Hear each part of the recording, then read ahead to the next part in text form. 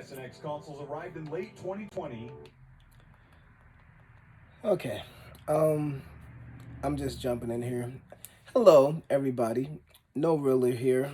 You know, gotta show up when I can. Um, Last video I made, I think I talked about, I think I was laughing about the whole, you know, PlayStation 5 versus Xbox Series X and this, stuff. I think, yeah, but the last video I made, I think, was before the Activision purchase. And how hilarious that I said everything that I said, and you would have thought that I would have had egg on my face if with that purchase coming afterwards, because they were like, oh, they have Call of Duty now, and that means PlayStation won't have Call of Duty, and Call of Duty is such a big moneymaker. And the funny thing is that when I was listening to all those details, one of the details was the fact that 70% of people who play Call of Duty, as popular as it is, play it on a PlayStation. 70%. That's a bigger gap than the 2-to-1 ratio of the console sales that Xbox is behind from the last generation and even now this generation. Now, before people want to get on the fanboy bandwagon stuff and bashing of that nature, I've already made it plain and I'll reiterate it for those who don't get it. Everybody has a team that they want to root for. Nobody bashes people for having a team that they root for. If somebody's a Cowboy fan, if somebody's a 49ers fan, if somebody's a Steelers fan, if somebody's a Warriors fan or a Lakers fan or a Chicago Bulls fan, nobody is out here bashing them saying, oh, you're just a fanboy. So why is it that way in the gaming space? Why aren't you allowed to have your particular team that you root for? Now, sure, there's a lot of over-the-top trolls and stupid stuff that goes on in the gaming space, which is really, really disgusting. But still, there's nothing wrong with having your team. And it's just funny to me that it's like in the gaming space, it's almost like you have to say, oh, I like them all. I have a Switch, I have a PS5, I have an Xbox too. As if you still can't have a preference or a team that you root for. And when you have a team that you root for, generally speaking, there's a reason that you like said team. Now, when it comes to sports, a lot of times there's all types of reasons why a particular team is yours, whether it's the city you're from or how you came into sports or a family member that introduced you, a number of reasons of how that team became the team that you root for. But ultimately, there should be something, or usually there's something about the team that you like. So for me, I'm more of a player person than I am a team. I like teams, and with video games, I played using a lot of teams, um, and got to know a lot of players doing it that way. But for me, it was definitely always about, even if I like the logos and cities and different things, I still appreciate the players over more so than the teams. I appreciate the person more so than the entity. That being said, I I I prefer the Warriors over the Lakers. Now, granted, I rooted for the Lakers during the Magic era and during the Kobe Shaq era, and that's about it. But um, I've been with the Warriors since the year they lost in the playoffs, when they still had Mark Jackson as a coach, and I've been with them ever since because I just really like seeing them play in the way that they played and the system.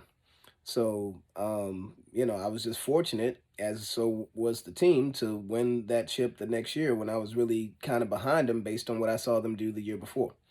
So anyway, when it comes to Sony PlayStation, I was not a Sony PlayStation fan and never owned the first PlayStation. I was still on the Nintendo 64 train, and was kind of thinking maybe I was going to be, I wasn't sure what I was going to be doing with video games. I was more concerned with what I was going to do with my life at the time, because it was, transitioning from college and career and all that. So, but when I did finally, go ahead and get another system, I got a PS2. And the PS2 I got after it had been out for a while. So when I got it on a great deal with a ton of games because the used games were so cheap and I could get so much. So I had the greatest time with the PS2, and apparently so did a lot of people, as it was one of, the number one selling game up until the PS5. I know that technically it hasn't beat the record of the PS2 as of yet. I think the Switch has, which is kind of laughable. But if it weren't for the shortages and the pandemic, PS5 would have definitely beat the PS2 record. But if I'm not mistaken, I think the Switch has. And the thing about the Switch is a little hilarious to me because the Switch is almost like to me, it's not even the same category as the other consoles. Number one, it's at a lower price point and it's a handheld, and a lot of people buy multiples of them because they will get one for every child. Whereas if you're getting a PS5 or a bigger, you know, system for for your home, you're not buying multiples, not like that. So people think it's a handheld, so we can just get a bunch here and there and the third. So that's the only reason that the Switch is outselling everybody else, because people think, oh, it's only 250 or whatever the price is. It's not a big deal, and it's a handheld. It's like Game Boys or whatever. So anyway, neither here nor there, because I got a Switch and I, I hardly play it. I mean, I didn't even get it for me. But anyway, that being said, I look at stuff on YouTube, and this Colt Eastwood or whatever this dude name is. I know he's a huge Xbox person. He's basically an Xbox commercial. But I am laughing my head off because this is just recorded today, February 23rd, I think, or just put out. And it's literally talking as if we're back 2 years ago before the systems came out, talking nothing but specs and this and that and the third about this new technology or new RDNA, this, that, and the third that the Xbox is going to be using, so that the games coming out this year for the Xbox and beyond are going to be next generation games. Meaning, so for the last year or so that the system has been out and underperforming in comparison to its competition, his words, not mine, which I'll let you see a little bit, but or you can look it up yourself. It basically is like, so you had no business buying an Xbox for the last year because they had no intentions of putting anything out that was going to perform better than the competition. It's laughable because prior to the systems coming out, they said that they were going to wipe the floor with the competition out the gate, that the competition wasn't going to be able to compete with them because they were so powerful. I'm just cracking up. And it's like every time Microsoft and Xbox act like they got a win or a W, it turns out to be another joke. Like, everybody knows the last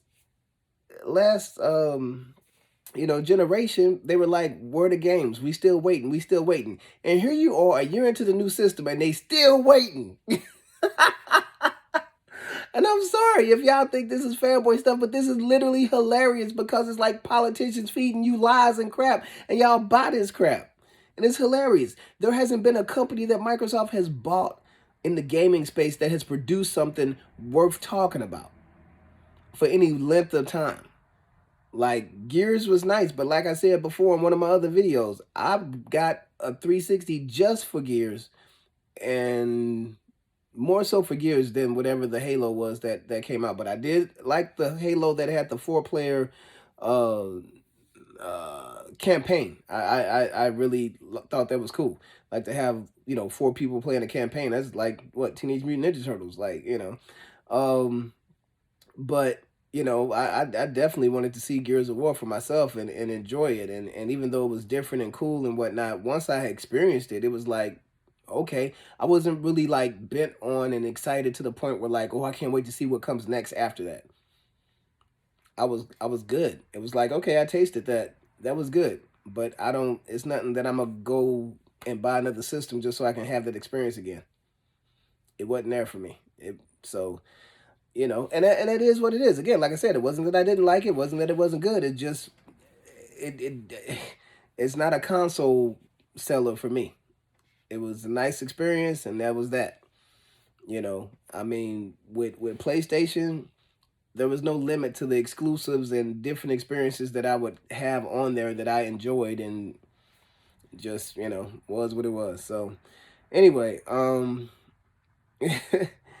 so it just cracks me up that now this and I'm gonna just play this because I think it's The hilarious. Xbox Series S and X consoles arrived in late 2020, mass anticipation and a dream of next-level performance in a new generation. Listen, Microsoft promised that we would feel the difference of this new console, set with super fast response and tactile immersive experiences promised not possible on older hardware.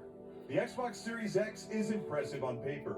on But in paper. practice, over the first year of the new console, it has been underwhelming in performance, promises, and comparisons to the much larger PS5. Oh, really? Microsoft's Advanced Technology Group has been working all year to get the potential realized on the new consoles. And with this latest update, we will finally see how the Xbox Series S and X can outperform the competition by giving us a truly next-generation experience on the Xbox platform. Oh, okay. Okay. So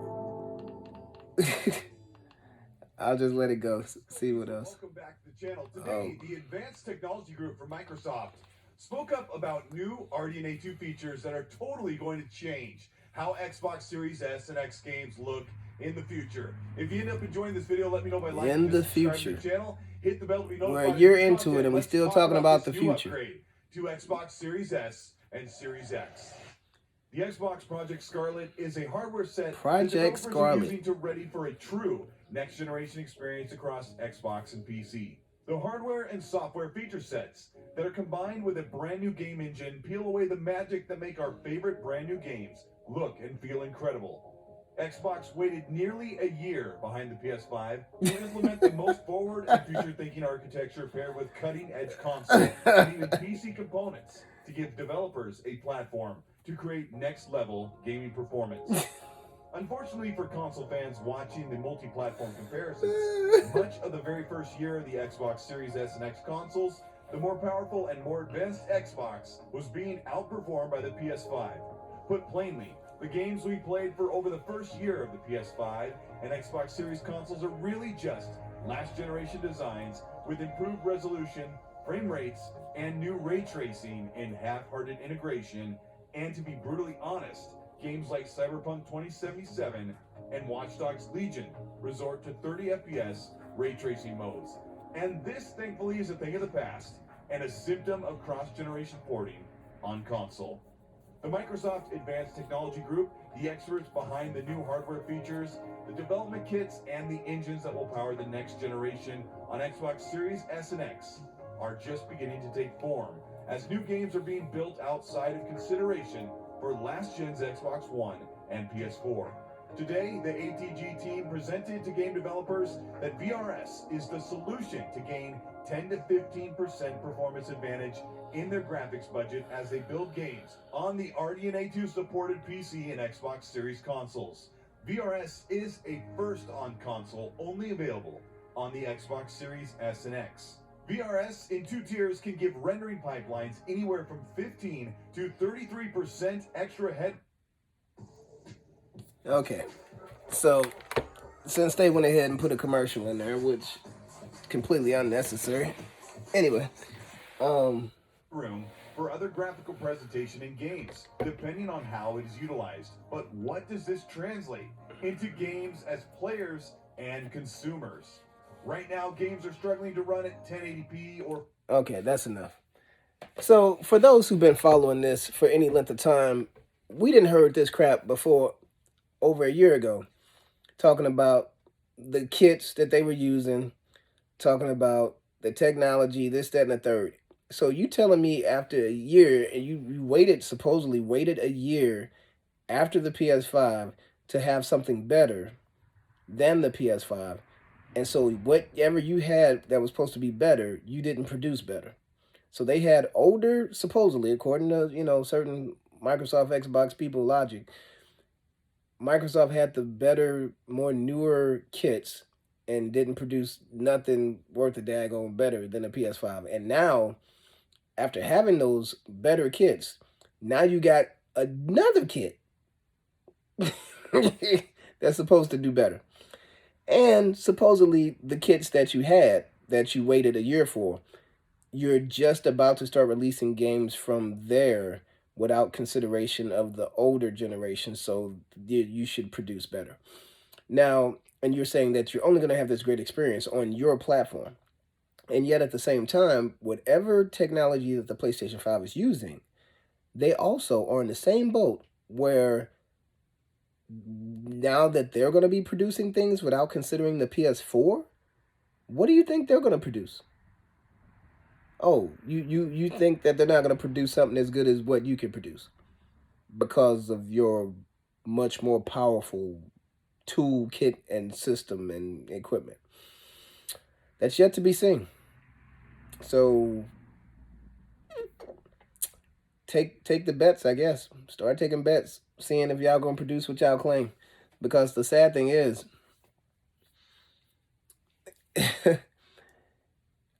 it's been done before where something might look better but not play better.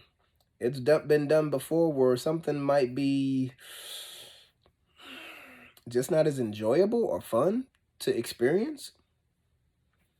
You kind of have to have the meat and the bread and the potatoes and everything together.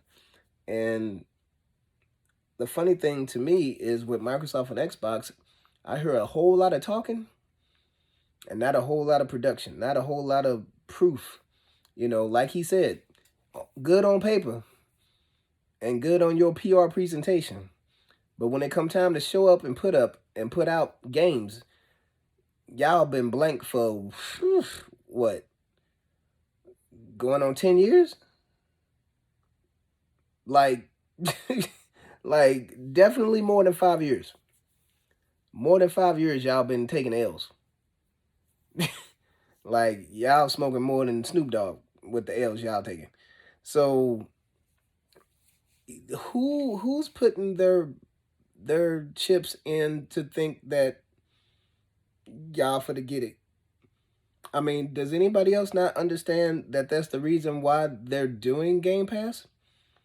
Because you're going to need something cheap for people to buy in to a whole bunch of games, more games that you could play in your lifetime probably, because they know ain't none of them going to be worth you remembering.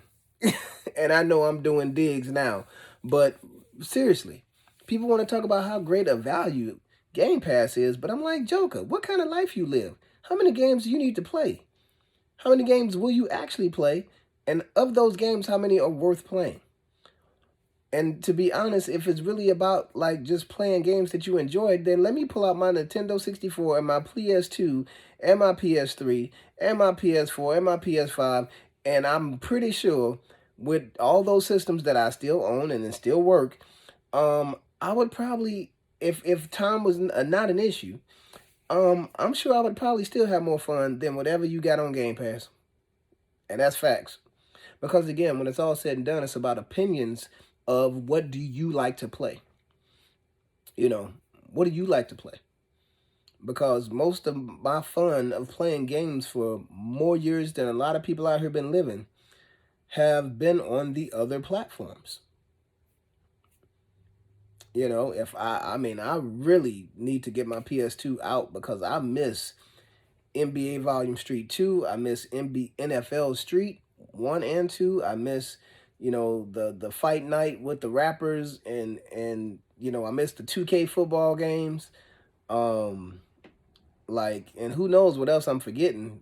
You know, but again, I only have so much time in my life for games, and honestly, I'm enjoying what I have on the PS5. I need to make more time for Ratchet and Clank Rift Apart, for the new Horizon Forbidden West, for the Guardians of the Galaxy, for